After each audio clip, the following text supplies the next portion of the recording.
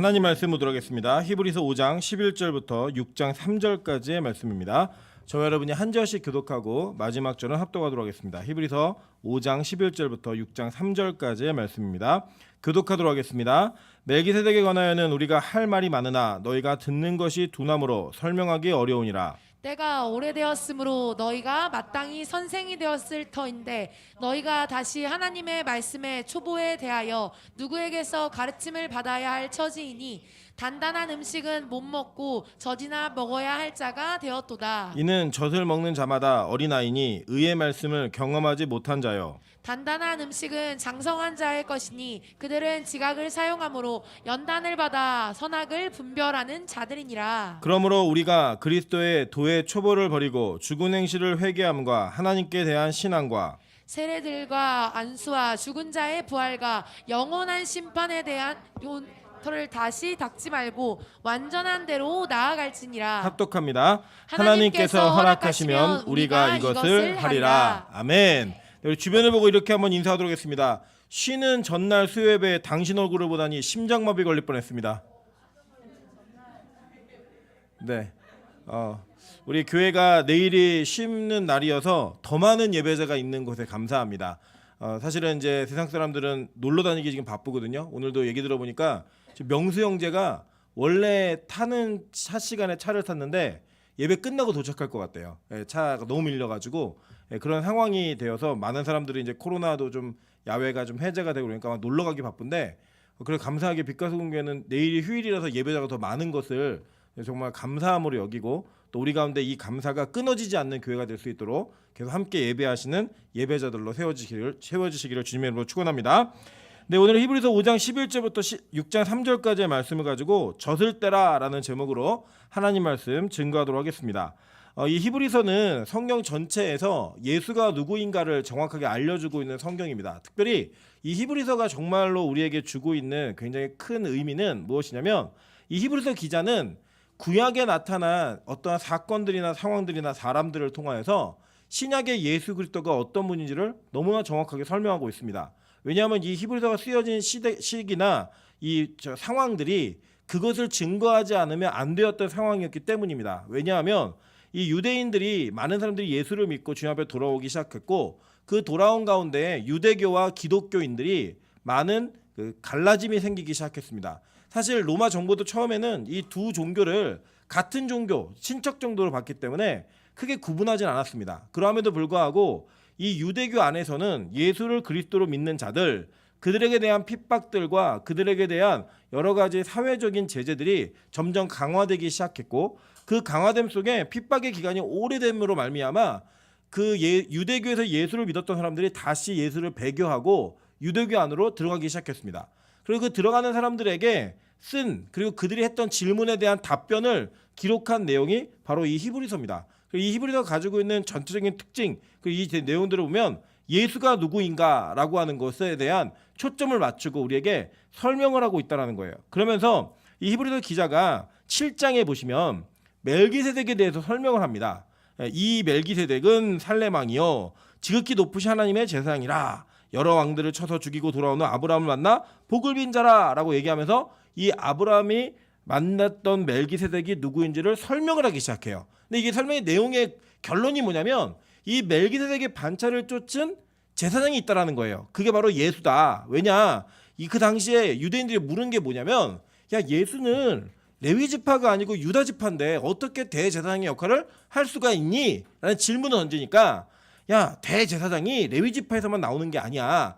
하나님의 제사장은 이 멜기세덱의 반차를 쫓은 라인에서도 나오는 거야 라고 하면서 설명을 해요. 근데 이 설명을 하기 전에 오늘 여러분이 읽으신 본문을 통해서 지금 이 히브리서 기자는 이 본문을 듣고 있는 그리고 읽고 있는 자들에게 무언가를 자극하고 설명하는 내용을 얘기하고 있다는 거예요. 자, 그게 뭐냐면 이런 겁니다. 11절 한번 보실게요.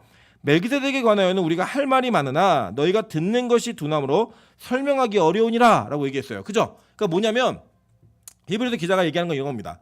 내가 멜기세덱에 대해서 가르쳐주고 싶은 게 너무 많은데 너희들이 듣는 것이 너무나 둔하기 때문에 이 듣는 것에 대해서 익숙하지 않기 때문에 내가 설명하기가 좀 어렵다 이 얘기를 하는 거예요. 그러면서 뭐라고 얘기하냐면 12절 보세요.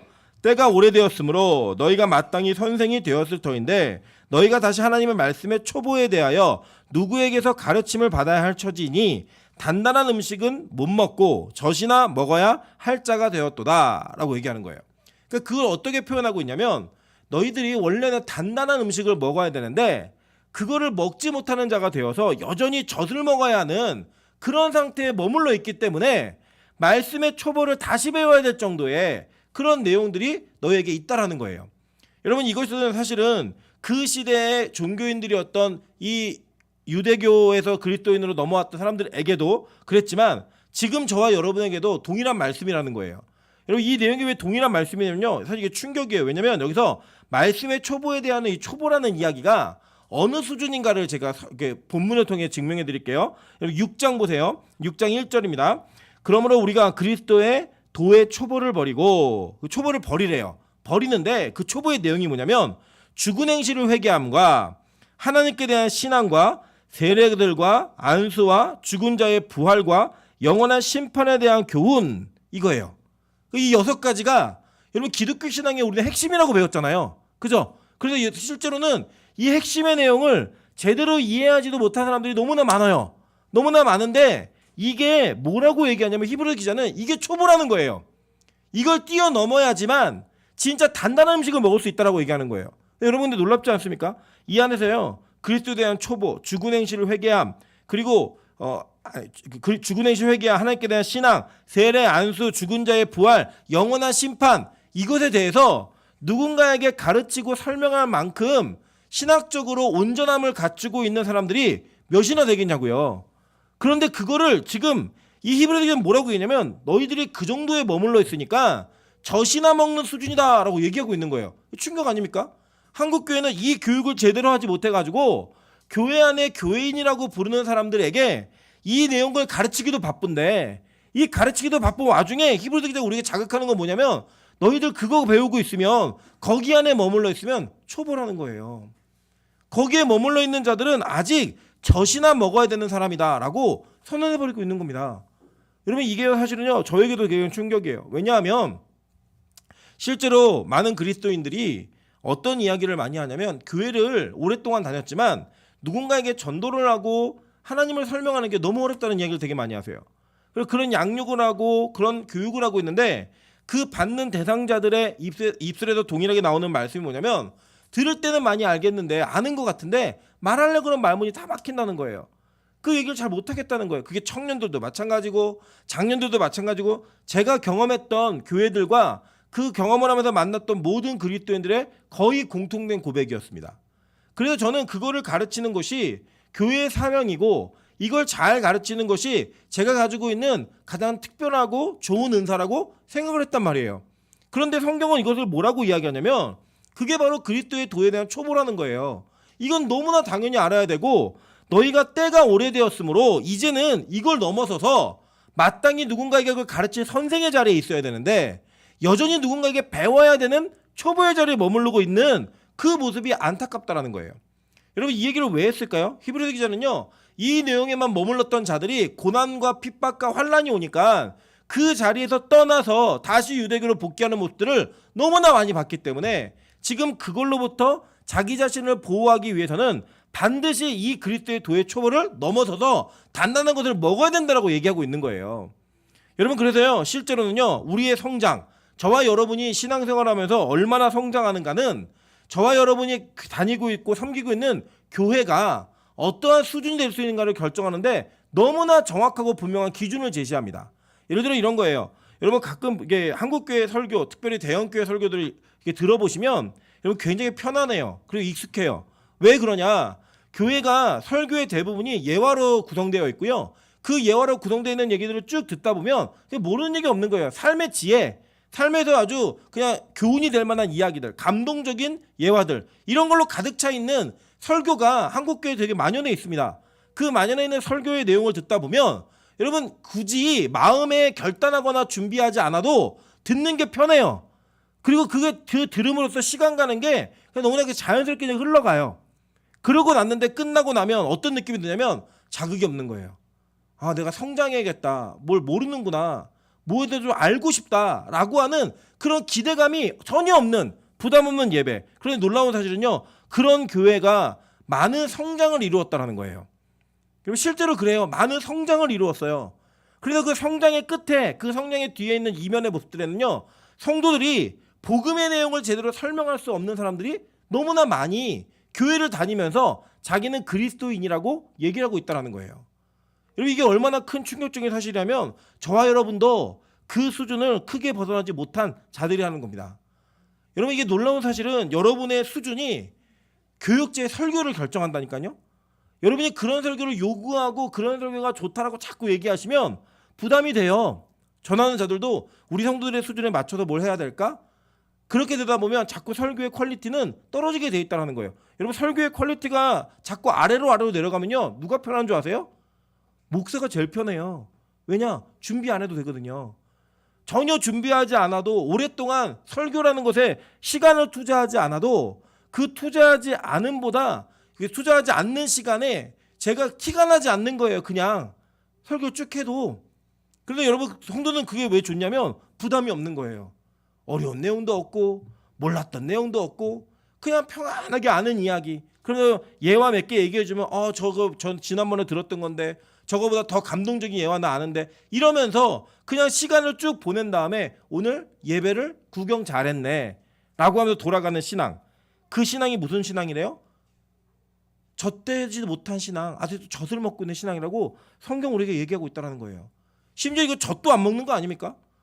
제가 보면은 저희 둘째가 아직 젖을 못 댔는데 이 아이는 지금 입이 자기 인생의 가장 큰 삶의 활력이고 그게 유일한 소망이에요. 그래서 무슨 물건을 집든 다 입으로 들어가요. 다 입으로 들어가고 어떤 물건이든 다 입에 넣습니다. 아까는 제가 이제 저희 어머니가 코로나 확진되셔가지고 찬이를 검사한다고 검사를 하는데 이 기계를 풀어놨더니 진단 키트를 빨고 있어요. 진단 키트를 깜짝 놀라갖고 다른 걸로 이제 바꾸고 확인했지만 몰라요. 그게 뭔지. 그러니까 자꾸 입에다 그냥 넣는 거예요. 넣고 그걸로 만족하는 거예요. 심지어는 지난번에 저 테마실에서 수아하고 찬수하고 찬이하고 놀다가 수아랑 찬수가 뭘 잘라놨나 봐요. 그걸 이제 다 먹은 거예요. 찬이가. 그러니까 갑자기 오액 해갖고 다 쏟았는데 거기에 먹은 게 다 나온 거예요. 다행히. 그게 뭔지 모르고 다 먹는 거예요. 왠지 아세요? 선하게 분별하지 못하는 거예요. 여러분 보세요.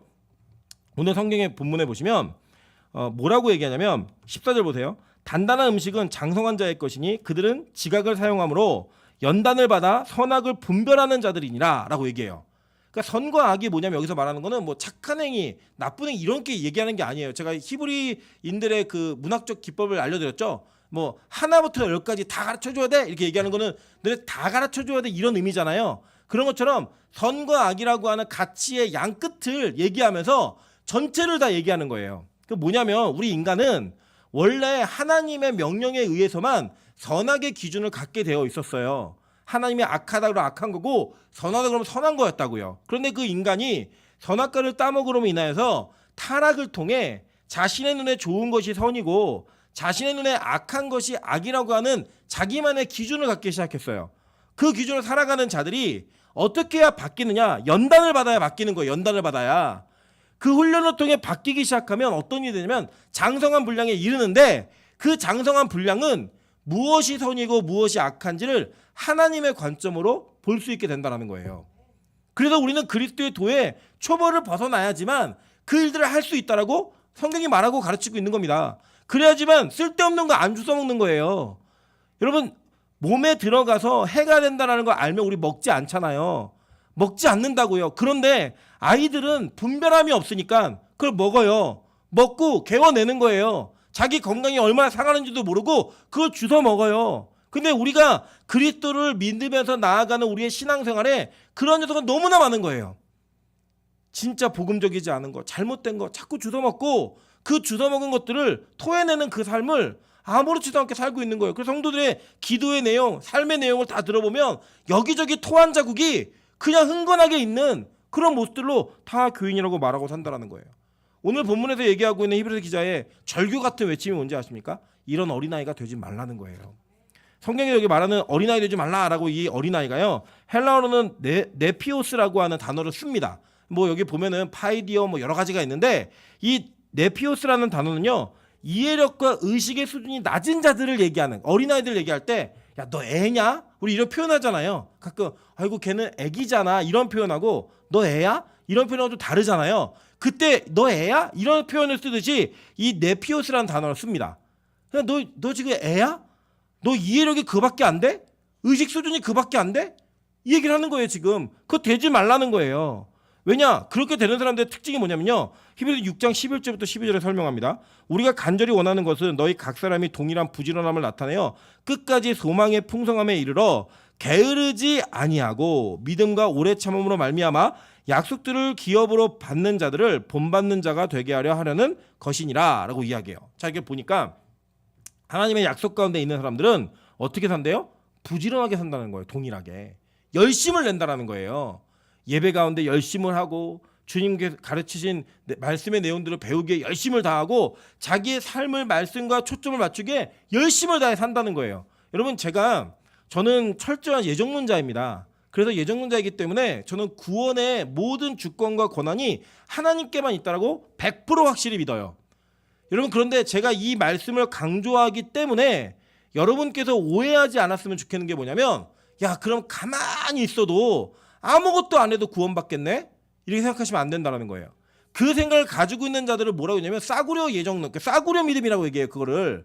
이런 극단적 예정론자들이 심지어는 무슨 얘기까지 하냐면 전도할 필요 없다는 거예요. 어차피 하나님 구원할 자들은 하나님이 다 구원하시니까.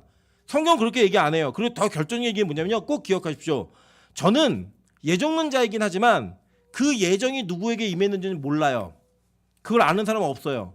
저와 여러분 가운데 심지어는 저조차도 그 예정 가운데 있다라고 하는 구원의 주관적 확신을 가지고 있을 뿐이지 그 객관적 사실이 확인되는 건 딱 한순간이에요. 언제냐? 주님 앞에 섰을 때.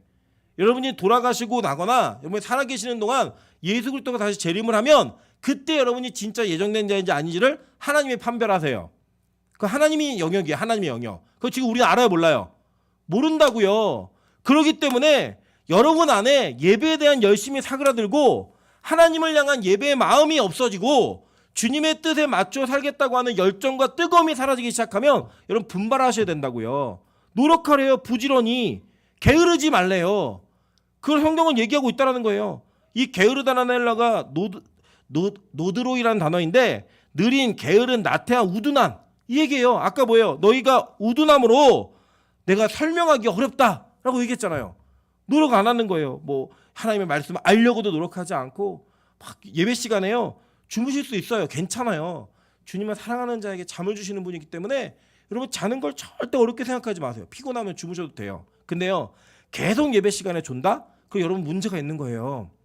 계속 존다? 그럼 차라리요. 예배를 며칠 오지 마세요. 체력을 100% 회복을 하고 다시 예배를 드려보세요. 근데 존다? 그럼 문제가 있는 거예요. 영적으로. 그렇다면 그 졸려움을 이기고자 하는 싸움을 싸우셔야 돼요. 꼬집든지 치든지 해야 된다고요. 여러분 한번 생각해 보세요. 우리 기호 형제가 운전을 굉장히 오랫동안 하는 직업을 가지고 있었는데 이렇게 얘기하더라고요. 너무 잠이 오니까 자기가 운전하고 가는데 말을 타더래요. 어떻게 말을 타면 허벅지를 때리면서 이라 해도 말을 타면서 1시간 동안을 때리면서 갔대요. 왜요? 운전하다 졸면 어떻게 돼요? 죽으니까. 심지어는 그 차는 사고 나도 자기가 죽는 차는 아니에요. 그런데도 자기가 무슨 사고가 생길까봐 막 허벅지를 치면서 목적지까지 최선을 다해 달리더라는 거예요. 안 졸려고. 여러분 예배 시간에 졸면은 죽는다는 생각 안 하시는 거예요. 여러분 예배 시간에 말씀이 안 들려지면요. 우리 죽어요. 영원히 죽는다고요. 그래서 우리가 그 일들을 철저하게 싸울 수 있는 전투력이 우리 안에 있어야 돼요. 그래서 내 영혼 가운데 정말로 살고 죽는 문제가 무엇인가를 봐야 된다는 겁니다. 여러분 얼마나 심각한 문제인지 보실게요. 이사야 6장 9절부터 10절 보겠습니다. 여호와께서 이르시되 가서 이 백성에게 이르기를 너희가 듣기는 들어도 깨닫지 못할 것이요 보기는 보아도 알지 못하리라 하여 이 백성의 마음을 둔하게 하며 그들의 귀가 막히고 그들의 눈이 감기게 하라. 염려하건대 그들이 눈으로 보고 귀로 듣고 마음으로 깨닫고 다시 돌아와 고침을 받을까 하노라 하시기로 라고 얘기해요. 이게 무슨 내용이냐면 하나님이 이스라엘 백성들을 심판하시기로 작정하셨어요. 작정하시니까 말씀이 선포되는데 이 사람들이 듣기는 들어도 못 깨닫는 거예요. 보기는 보아도 못 보는 거예요. 심지어는 마음이 둔해갖고 귀가 막히고 눈이 감기고 이 사람들이 그렇게 된다는 거예요. 왜요? 듣고서 회개할까 봐. 무섭지 않습니까 여러분? 어느 순간 말씀이 들리면 내 안에 회개가 일어나는데 회개형이 부어지는데 그렇게 되면 하나님이 작정하신 심판이 그들에게 유보되어지고 그들을 넘어갈까 봐 하나님 못 듣게 한다는 거예요. 깨닫지 못하게 한다는 거예요. 들리지 않게 한다는 거예요. 왜요? 심판하시려고. 너무 무섭지 않습니까? 우리가 이 땅에 살면서 어떤 상황에서는요 절대 졸면 안 돼 라고 한다고요. 여러분 북한 보세요. 고모부가 조카가 연설하는데 졸았다고 총으로 싹 죽이잖아요. 그 누가 졸아요? 그걸 보면서. 못 졸아요. 싸운다고요. 그 졸음과. 여러분 제가 다시 누누이 말씀드리지만 여러분 예배 시간에 조는 것 같고 뭐라고 그러는 거 아니에요. 여러분 자신을 점검하시라고요. 바울 설교 듣고도 졸았는데 임철 설교 듣고 누가 안 졸아요? 졸 수 있죠. 그건 다 가능한 일이에요. 그런데 그 안에서 여러분의 영혼이 하나님의 말씀에 반응을 제대로 하고 있는가 이걸 체크를 하셔야 된다는 거예요. 왜요? 하나님이 안 들리게 하면 벌 받은 거예요. 끝난 거라고요. 얼마나 무서운 사건인지 이거는 우리가 감히 가늠할 수 없는 그런 내용이라는 거예요. 여러분 그래서요 성경은 우리가 하나님의 말씀에 그리고 그 은혜에 깊이 들어가는 내용들에 있어서 부지런함을 보이라고 성경 우리 가르치고 있다는 겁니다. 그래서 여러분 예배 시간에 일찍 오세요. 일찍 오셔서 마음의 영혼의 준비를 하셔야 되는 거예요.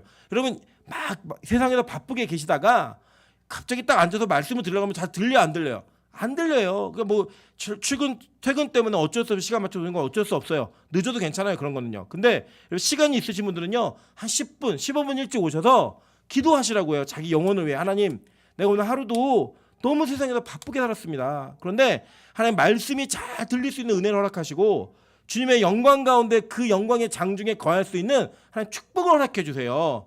말씀이 좀 들리게 해주세요. 라고 하는 그 들음을 통하여 여러분의 영혼이 하나님의 말씀에 들림으로 반응할 수 있게 만들어야 된다는 거예요. 그게 우리가 이 땅에서 살아남는 방법인 거예요. 죽지 않는 방법인 거예요. 여러분 성경은 우리에게 그걸 가르치고 있다는 겁니다. 왜요? 왜요? 우리가 젖을 떼기 위해서. 여러분 우리 아이들이 있지만요. 우리 여기 다 부모님들 아이들 키워보셨잖아요.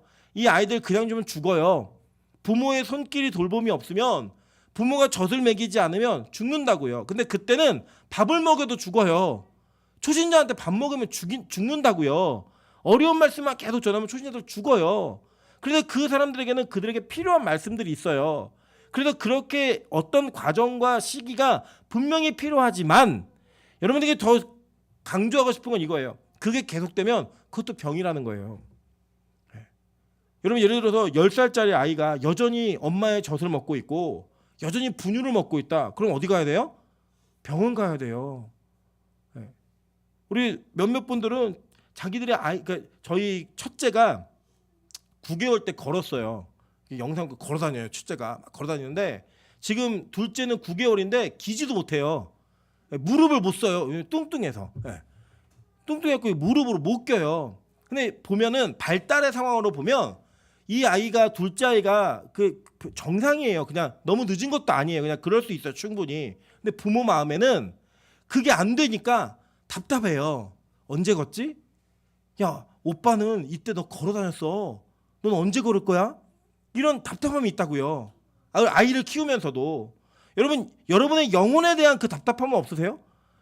우리가 기본적으로 우리가 살면서 하나님을 향한 그 마음과 하나님을 향한 열심이 있는데 여러분과 똑같이 20년, 30년을 예배를 드리고 하나님을 믿었던 사람들 가운데는 어떤 이들은 벌써 주님을 향해 자기 인생을 다 던지는 그 훈련의 자리까지 통과받아서 그 삶을 살아내고 있는데 나는 여전히 출애굽도 제대로 못하고 있는 그 신앙을 바라보면서 너는 언제 출애굽할래? 이 생각 안 드세요?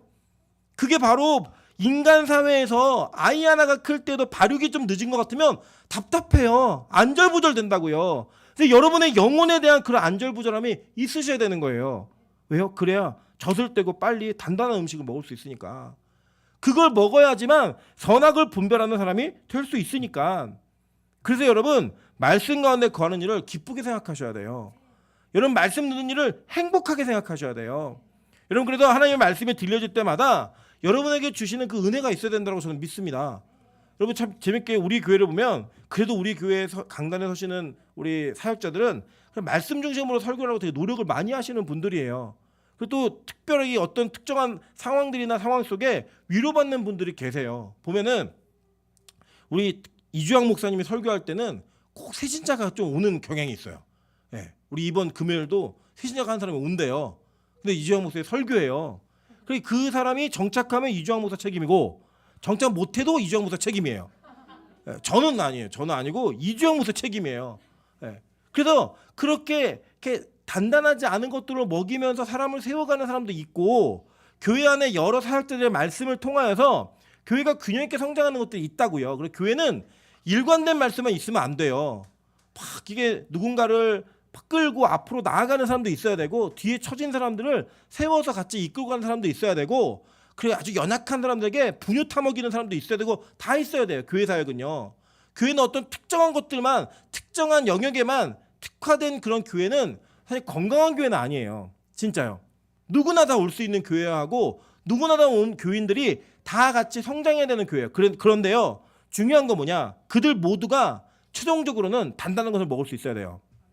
계속 아이들은 아이들 수준에만 머물면 안 되고요. 올라가고 성장하는 수준이 있어야 된다고요. 때로는 그렇게 성장하다가 낙오하는 사람도 있고 낙심하는 사람도 있어요. 괜찮아요. 다시 세우면 돼요. 그게 큰일 아니에요. 그런 과정들이 누구나 다 있는 거예요. 우리 인생 가운데 신앙생활 가운데. 그런데 문제는 뭐냐면 교회가 그 수준을 포기하는 건 문제예요. 단단한 것을 먹는 거 포기하는 건 문제라고요. 여러분 제가 그런 얘기했어요. 저희 친구들하고 이렇게 모여가지고 한국교회가 아주 재밌는 일이 있었어요. 얼마 전에 저희 교단이 목사장로 기도회를 진행하면서 어떤 큰 교회에서 대형교회 목사님들이 설교를 하셨는데 첫 번째 나온 목사님은 뭐라고 얘기했냐면 교회를 크게 짓고 많은 성도들을 모았고 얼마나 큰 잔치를 하는 것이 좋고 행복한 일인가를 막 얘기를 하셨어요. 근데 그 뒤에 나온 목사님이 같은 대형교회 목사님이신데 그 목사님은 뭐라고 얘기했냐면 이렇게 지어놓은 교회가 50년 뒤에 100년 뒤에 텅텅 비어있으면 어떡할 거냐. 교회를 그냥 키우고 사람들을 모으는 것만 우리가 목적하면 안 된다. 여러 가지 일들을 할 수 있는데 믿음도 크지 않은 이들에게 뭐 교회가 정치를 하고 교회가 경제에 손을 대고 이런 것들을 얘기하고 말하는 게 그들로 하여금 떠나서 텅텅 비게 만들면 그거 누구 책임이겠냐 이 얘기를 하시는 거예요. 여러분 저는 대형교회 목사님들이 그렇게 얘기하는 것에 대해서 저 아주 큰 감명이 있다고 생각합니다. 저도 개인적으로 그분 좋아하진 않지만 되게 큰 은혜가 있다고 생각해요. 왜냐? 이제 사람을 모으는 것, 사람이 많이 모이는 것이 아닌 한 사람이 장성한 분량에 이르는 것이 얼마나 중요한지에 대한 가치를 교회가 보기 시작했다는 거예요.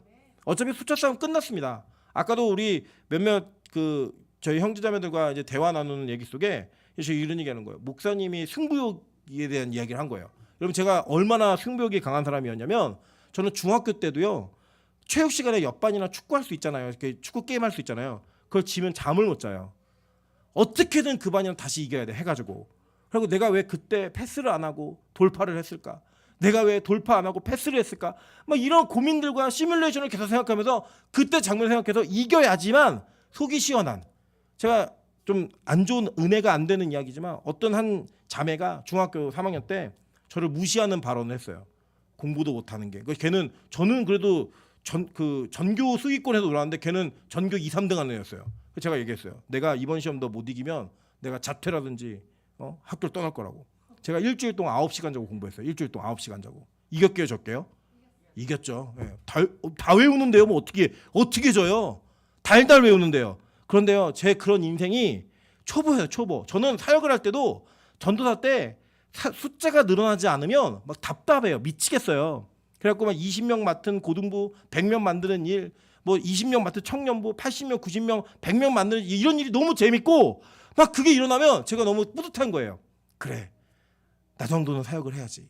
이 정도 사역하니까 나중에 담임 목회하면 뭐 5배, 6배, 뭐 10배 되는 거 일도 아니겠네? 뭐 이런 생각 가득 차 있던 제 인생에 하나 손을 대기 시작하셨어요. 그래서 얼마나 많이 맞았냐면 외모가 이렇게 변할 정도로 맞았어요. 제가 중학교 때 잘생겼었습니다. 네. 안 믿는 분들 몇 분 계시지만 저희 아내가 저 고등학교 때 사진을 보고 이 남자는 어디 갔냐고. 나 이 남자랑 살고 싶다고. 내가 그래서 우리 형 죽었다고 제가 얘기했어요. 네. 우리 인생에요. 그러한 매맞음이 있으니까요. 제 아내 하나님께서 쓸데없는 도끼, 쓸데없는 아직도 남아있지만 다 빼셨어요. 다. 이게 제가 진짜라니까요. 여러분. 제가 주일날 단 한 번도 우리 교회 성도가 몇 명한테 세본 적이 없어요. 이 교회 와가지고. 제가 여러분 그거에 집착하기 시작하면요. 여러분 인생 피곤해지십니다. 진짜 피곤해지세요. 정말. 제가 어느 정도냐면요. 토요일 날이 되면 청년 간사하고 사역할 때 저희 리더들한테 전화 다 돌려요. 돌려서 이번 주 몇 명 와, 누구누구 와, 주보 들고 이름 체크하고 걔 안 오면 얘 왜 안 하니 다 적어서 내게 하고 그거 체크하면서 얼마나 많이 괴롭히는지 몰라요 애들. 그래 사람은 늘더라고요. 사람은 느는데 그게 하나님 방법이 아니라는 걸 제가 알고 나서부터는요 그렇게 안 해요. 그게 옳은 방법이 아니니까 이제 그 사역의 초보를 벗어나서 진짜 복음과 은혜가 무엇인지를 알고 나서부터는요 제가 그 짓을 안 해요. 그게 저한테 얼마나 큰 감격인지 몰라요. 요새 너무 안 해갖고 걱정해요. 네. 진짜 걱정이에요. 너무 안 해가지고. 그런데 전 믿는 게 하나 있어요. 뭘 믿느냐? 앞으로 하나님이 빛가서금교회는 하나님의 방법대로 이끌어 가실 거야. 이 확신이 있어요. 그래서 누군가 뭐 어려운 일이 있고 시험이 들었다 그러면 기도는 진짜 열심히 해요. 근데 그 기도하는 것만큼 제 인본으로 열심히 움직이려 노력하지 않아요. 기도해요. 진짜로요. 그런데 하나님이 그 일을 해결해 주시더라고요. 하나님의 그 사건을 하나님의 방법대로 이끌어 가시더라고요. 여러분 그게 우리 교회를 이끌어 가시는 하나님의 방법이에요. 제가 복음을 알고 나서 하나님의 깊이 알고 나니까 그게 맞더라니까요. 예전에 안 보였는데, 예전에는 몰랐는데, 내가 알고 있는 그 수준에서만 하나님을 섬겼는데, 저는 우리 교회가 이렇게 성장하는 교회가 되길 주님으로 축원합니다. 우리 권사님들의 장로님들의 신앙이 다른 교회에서 볼 때 야 빛가소금교회 권사는 달라, 빛가소금교회 장로는 달라, 빛가소금교회 사역자들 달라, 거기는 청년들도 다 달라, 그렇게 얘기할 수 있는 그런 교회 여러분 꿈꿔보시지 않으십니까? 저는 오늘 너무 좋은 게 수요 예배인데 주일만큼 인원이 있어요. 저 인원이 얼마인지는 전 궁금하지 않아요. 그냥 눈에 보이게 수요 예배인데 주일만큼 이 자리에 앉아 있어요. 이거 자랑 아니에요? 우리 교회가 1000명 되고 뭐 10,000명 되고 그럼 뭐예요? 평일 예배 때 주님을 사랑하고 휴일 전날 주님 앞에 나와 예배하는 성도들이 여러분 10,000명 모이는 교회 새벽기도 성도가 20명이 안 돼요. 그런 교회도 진짜 있어요. 거짓말이 아니고요. 그게 무슨 훈련받은 교인들이에요? 그게 무슨 연단받은 교인들? 여기 보면요. 그 14절 보시면 연단을 받아라고 얘기하잖아요. 이 연단을 받아라고 하는 이 단어가 오늘 간지 다 안 할 거예요. 너무 걱정하지 마세요. 예. 김나조라는 단어의 헬라어로는 김나조라는 단어인데 이게 벌거벗고 운동하다는 뜻이에요. 이게 무슨 뜻이냐면 옛날에 여러분 그 레슬링이라는 종목 아시죠? 우리 지금 올림픽에 있는 뭐 끄레꼬로 마냥 자유형 이런 레슬링 있잖아요. 이 레슬링은요 원래 다 벗고 하는 운동이었어요.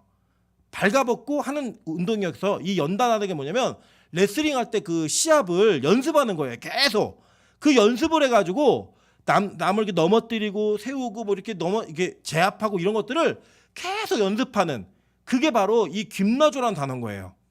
그 연습을 통하여 그들이 뭘 하냐면 선악을 분별하는, 그러니까 챔피언이 되려면 그 열심히 했어야 되고 열심히 그 열심을 통해 연단을 한 훈련자들만 그 챔피언의 명예를 얻을 수 있었어요. 그거를 얘기하는 그 단어를 연상시키는 거예요. 연상시키면서 김나조 연단을 받아 선악을 분별하는 자가 된다라고 얘기하고 있는 거예요. 신앙은요 연단이에요. 훈련이에요. 그 때때로는 여러분이 하기 싫은 일인데 해야 될 때가 있고요. 때때로는 여러분이 너무나 정말 싫어요. 예배드리는 거 좋은 분 계세요? 좋은 분 계시냐고요? 진짜 솔직히 까놓고 얘기해서 예배 시간이 이 세상에 제일 행복하신 분 우리 권사님 한 분, 예. 한 분. 예. 저는 제일 거짓말하는 찬양 가사가 예배할 때 가장 행복합니다. 그 거짓말쟁이라고 생각해요. 저는 뭘 예배할 때 가장 행복해요? 그 예배가 행복할 때면 그날 뭐 그 말씀이라도 좀 유하게 뭐 복 주고 이런 좋은 얘기만 있든지 맨날 오면 죄인이라 그러고 회개하라 그러고 무릎 꿇으라 그러고 이런 얘기를 막 들을 때마다 여러분 뭐 자존감이 무너지지 않으세요? 내가 그래도 잘 살았는데 왜 나한테 이러지? 이런 생각 안 드세요? 그럼 우리에게 그렇게 할 수 없는 우리들에게 훈련이 계속 주어지게 되면요. 그 훈련은 우리의 성향이 안 맞아요. 예배라는 것 자체가 죄인의 성향과는 안 맞는 거예요. 그런데 그걸요 우리에게 계속 하나님 허락하세요. 그 이끌어 오세요. 그리고 여러분 여기 몇 분 계시죠? 내가 여기 앉아 있어도 되는 사람인가? 내가 여기 왜 앉아 있지? 그런데 우리 교회는 좀 특이해요, 여러분. 제가 뭘 계산하다 보니까 우리 교회가 저 북쪽으로는 양주에서부터 성도가 오고 있고요. 남쪽으로는 수원에서부터 와요. 수원 성도 하나 또 늘었어요. 여러분 우리 교회 크기가 얼마나 하냐면 양주부터 수원까지예요. 웬만한 대형 교회 못지않아요. 저 용인에서 수요예배를 왔어요. 왜 왔는지 모르겠어요. 자기도 오면서 그랬을 거예요. 내가 왜 가고 있지? 뭐 이런 생각 했을 거예요. 심지어는 그 신림동에서 우리 교회 교인도 제대로 정식 교인이 아니에요. 온라인 교인이에요. 온라인 교인인데 내 휴일이라고 차를 끌고 왔어요. 이상한 사람들이죠. 여러분 이게 은혜라니까요. 예. 여러분 제가 무슨 낙이 있겠다고 광주에부터 여기까지 담임 목회를 하고 있는지 잘 모르겠지만 하나님이 이끄세요. 그냥 저는 우리 교 너무 좋아요. 그냥 여기 들어올 때 너무 좋아요. 그냥 편안하고 너무 행복해요. 그냥 예배 말고 그냥 교회가 행복하다고요. 예. 그게 우리예요. 근데 하나님이 그 상황을 통해 저 여러분은 인생을 이끌어 가시는 거예요. 어디까지 이끄시려고요? 장성한 분량까지 이끄시려고. 저는 장성한 분량까지 이끌기 위해서 뭘 해야 되는지 여기 막 말씀이 많이 있지만 그거 전하면 여러분은 장성한 분량에 이르기 전에 지루해서 돌아가세요. 그래서 오늘 마칠 거예요. 마칠 건데 여러분 한 가지 분명한 건요. 우리 젖대야 돼요. 이 젖을 떼지 않으면요. 여러분 초보에 머물러 있으면 반드시 악한 마귀가 언제든지 채갑니다. 여러분 가끔 내셔널 지오그래피 뭐 이런 거 동물의 왕국 이런 거 봐보세요. 사자나 호랑이 아니죠. 사자나 뭐 치타나 이런 그 육식 짐승들이 동물들이 어떤 때가 있을 때 그 거기서 먹잇감을 노리잖아요. 누굴 노리는지 아세요? 약한 어린 새끼들을 노려요. 여러분 악한 마귀가 제일 잡아채기 쉬운 사람이 누군지 아세요? 믿음의 초보에 있는 젖먹이들. 초보예요. 아유 얼마나 건드리기 쉬운데요. 얼마나 채가기 쉬운데요. 여러분 예를 들어서 승권사님은 저 정도 수준의 예배가 행복하신 분은요. 예배가 행복해서 왔기 때문에 담임 목사가 설사 못 보고 지나가서 인사를 못해도 시험 들지 않아요. 그죠? 예배가 행복해서 오신 분이니까. 그러니까 악한 마귀가 섭섭이라는 시험의 마귀로 들어갈 틈이 있어요 없어요? 없는 거예요. 초신자는요. 왔는데 쳐다보지도 않아요. 그냥 쑥 지나갔어요. 그 시험 들어요 안 들어요? 들어요. 왜 그런지 아세요? 초보니까 악한 마귀가 언제든지 건들 수 있는 거예요. 그러니까 여러분이 생각했을 때 야 나는 정말 사소한 걸로 시험 드네. 떡볶이 내 거 안 남겨놨어. 아 이 교회 정말 재수없어. 이게 뭐예요? 떡볶이 수준의 믿음이에요. 치킨 먹었는데 후라이드밖에 안 나. 양념 어디 갔어? 여러분 이게 그 수준의 성도라고요. 그게 여러분 신앙 악한 마귀가 채가기 좋은 젖된 젖먹이들 되지 마세요. 젖된 장성한 분량이 이르셔가지고 어떤 마귀가 오든 야 까불지 마. 너가 감히 내 상대야? 네가 감히 내 상대야? 이렇게 얘기할 수 있는 정말 장성한 분량의 여러분 연단